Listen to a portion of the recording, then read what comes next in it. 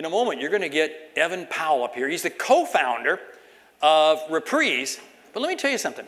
This guy's got a finance degree from Tufts and an MBA from MIT. Now, I've driven past both those schools. They did not accept me at either one of them. So, hey, here, now, to talk about Reprise, talk about sales, you're gonna take us to the next level, right? Hi, everybody. As I was so kindly introduced, I'm Evan Powell. I am the co-founder and head of finance and operations at Reprise, and so I know the best way to endear yourself to a room full of salespeople is to say that you're the head of finance.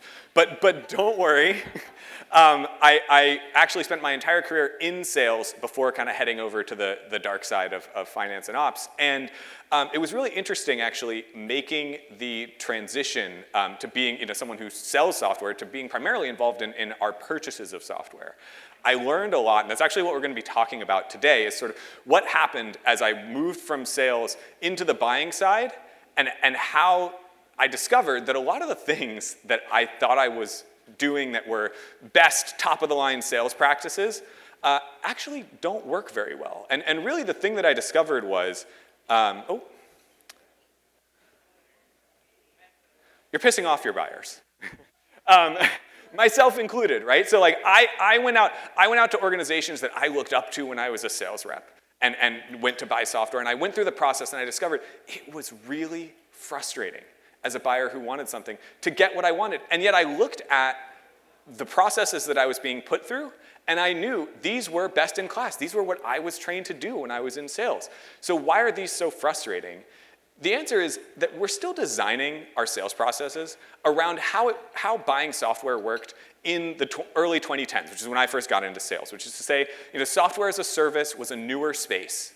There were much fewer experienced buyers out there. A lot of people were showing up saying, I don't know what I don't know. Please help me. I want the consultant to walk me down the path. I'm just going to show up and expect you to put me on the rails, and you'll help me out.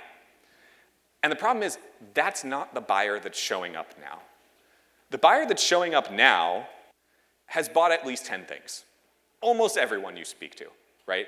I mean, odds are, you talk to someone, this is not their first sale in the way that it may have been when you were first starting out in SaaS. And a lot of those 10 things didn't work out. They've been burned, right? They did the lead me down the garden path thing.